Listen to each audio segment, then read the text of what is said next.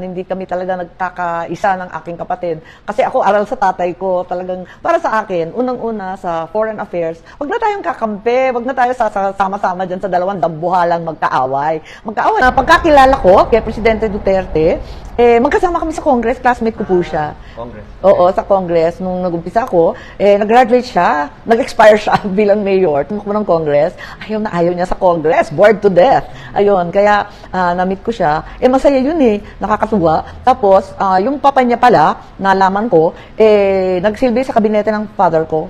He was the first Mindanao cabinet member.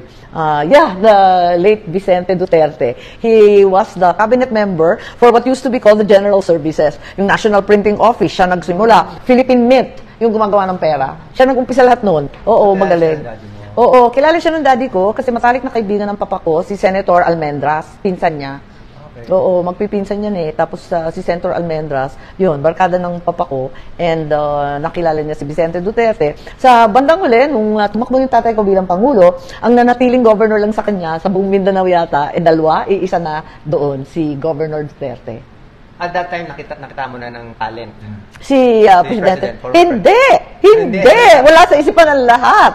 Kasi so kalog and so kakaiba. Pero at the same time, kitang-kita mo na mahal siya ng tao talaga. Mahal siya ng lahat ng tao, mula itaas hanggang baba. At saka kwan siya, matapang. Oo, sinasabi talaga niya kung ano yung dapat. At nakikita niya kung anong kailangan ng tao. Walang palabok, walang ek-ek, walang drama. Basta, hindi tama yan, ganito. Ang tapang niya Dire-diretso, simple lang, ganun. So, hindi kayo nagulat nung naging president? Nagulat pa rin. Binibiro ko nga talagang, kung ang ama ko ginuhit ng tadhana, magiging pangulo kahit anong mangyari, pipilitin, siya talagang nagtago sa tadhana. Ayaw niya nandun siya sa Davao. Sabi niya, probinsyano siya. Tapos, presidente na nga siya, gusto niya tawagin mong mayor. Natatawa daw siya sa sarili niyang president. Yung president siya, nabalita din na pinalibing niya yung... Yes, yun. Doon talaga. Paano nangyari? Malaking bagay po sa atin yun sa amin yun, na kasi nakailang taon na, wala talagang maglakas loob na Pangulo. Nag-effort si Presidente Era, pero talagang magulo talaga at grabe ang negative at parang hindi pa napapanahon. Ang nangyari, nung pumunta si Presidente Duterte at that time Mayor sa Ilocos, pumunta siya doon sa puntod ng tatay ko. Tapos sabi niya, kailan ba ililibing yan? Sabi ko, President na siya. Wala pa, nangangampanya pa lang siya. Umiikot pa. Hindi pa nga siya nag-declare pa, hindi pa nga nakafile Umiikot siya noon, October 2015, naalala ko. 2015, Oo, pumunta siya. Tapos sabi niya, ba't nakakalat pa rin dito sa likod ng bahay niyo, yung bangkay ng tatay mo? Sabi ko, paano walang maglibing? At ang habilin ng ama ko, bilang sundalo, kailangan daw siya malibing sa libing ng mga bayani. Gusto si Presidente Duterte, si Inday Sara, nung nangangampanya kami, mayor pa siya, pero nanguna siya noong 2019. Siya yung... 2019 mo siya na-meet mayor. I met her earlier. Mayor pa siya. I met her much earlier. I was still a governor. Na-meet ko siya sa Cebu. Mayora siya. At kasusuntok lang niya nung nag-serve ng summon sa mga informal settlers sa Davao. Nasuntok pa niya. Ilocano pa nga yun Kaya tawa nga kami ng tawa. Ano sabi mo sa kanya? Sabi ko, hala, kawawa ka naman. Ikaw naman ang bugbog sarado ngayon. Sabi niya, oo nga. Kasi yung utang na loob ko. Kasi napadali yung aming kampanya dahil binibitbit kami sa lahat ng sulok. Siya nag-organize, siya nagpapatawag ng tao, siya ang namumuno. Ayun. Tapos may mga limit pa yung diskurso kasi yung ibang kandidato, haba-haba magtalumpati. Favorite ako kasi bilis ko magtalumpati, bilis ko magsalita. 5 minutes, go! 5 minutes lang yan. Really? At that time, hindi kasi kilala ni Bongbong, si Mayor Sara. Binisita namin para mag-happy birthday. Noong 2021, ang pakay ko, sana piliin ni Inday Sara, pag tumakbo siyang Pangulo, si Bongbong bilang Vice President. Kasi galing si Bongbong sa talo sa 2016. Piliin bilang President? Bilang Vice. Okay. Para mag-tandem sila. Kasi tatakbo nga na Presidente si Sara, akala ko, at sana, akala ng lahat. Kasi lakas-lakas ni Sara, parang 27% siya. Lahat nangungulelat, 14, 13. Ang layo niya talaga sa lahat.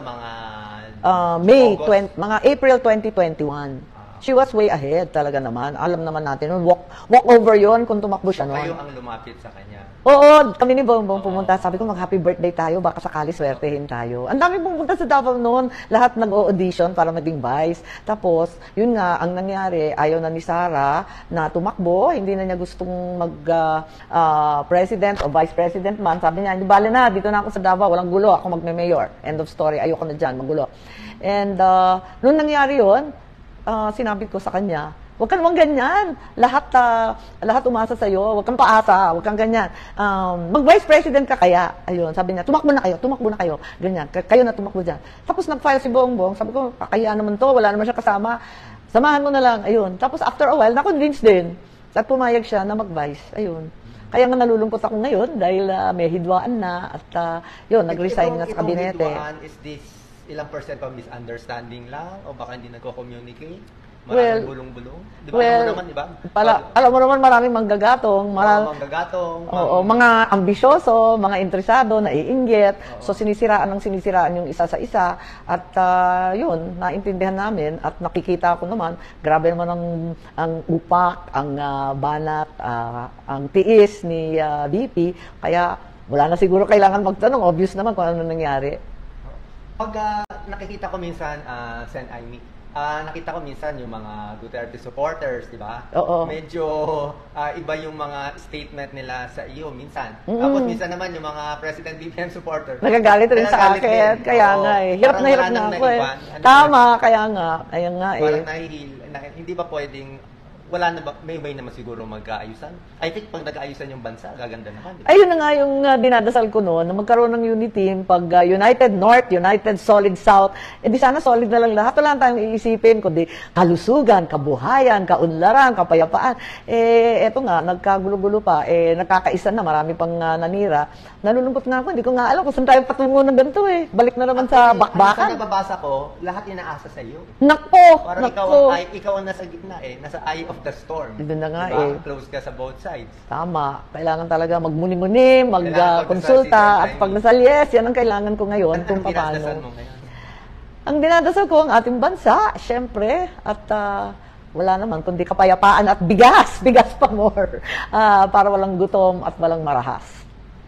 Kung minsan hindi kami talaga nagkakaisa ng aking kapatid. Kasi ako aral sa tatay ko, talagang para sa akin, unang-una sa foreign affairs, wag na tayong kakampi, wag na tayo sama-sama dyan sa dalawang dambuhalang magkaaway. Magkaaway talaga yung Estados Unidos at ang China. Bakit naman tayo sasama sa kanila? Ang liit-liit lang natin, di naman natin kaya makipagbunuan dyan, kahit napipikon tayo, umiinit ang ulo natin. Wag natin idaan sa karahasan. Dapat talagang magpalakas muna tayo. Unang-una, nung time ng tatay ko, meron na self-reliant defense posture.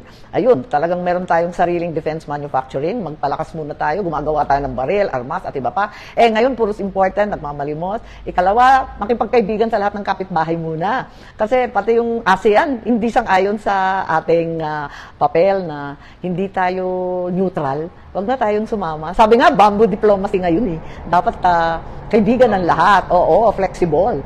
At, so your dad will do it that way? Definitely neutral yun. Sure ako doon. At yun naman ang ginagawa niya noong pa. Non-aligned nations. Ayan. Third world of non-aligned. Siya yung leader niyan. Kasama ng India. Ayaw sumapi miskisahan. Hindi kami kasali dyan. Kayo big time.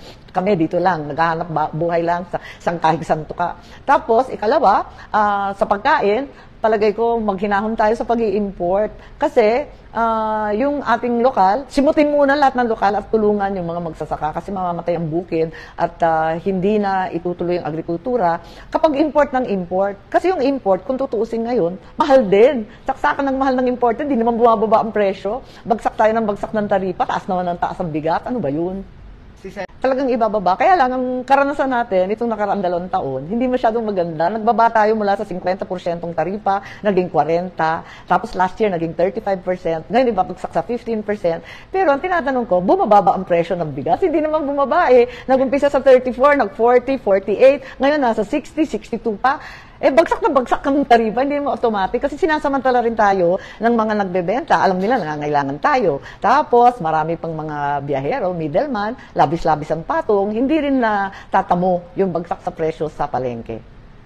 Asahan ninyo, ako'y nasa likod ninyo, daman-dama ko ang hirap ng bawat pamilya at walang nakakalimot niyan at ako'y gagawa na lahat ng paraan upang tangkilikin at tulungan kayo sa larangan ng kalusugan man, sa larangan ng pagkain, sa larangan ng kapayapaan sa West Philippine Sea. Asahan po ninyo, andito ako kahit kontra tayo, kung minsan sa admin di maiwasan, kahit kontra tayo sa mga ideyang popular, nasa tama lang tayo para sa kapakanan at seguridad ng pamilyang Pinoy.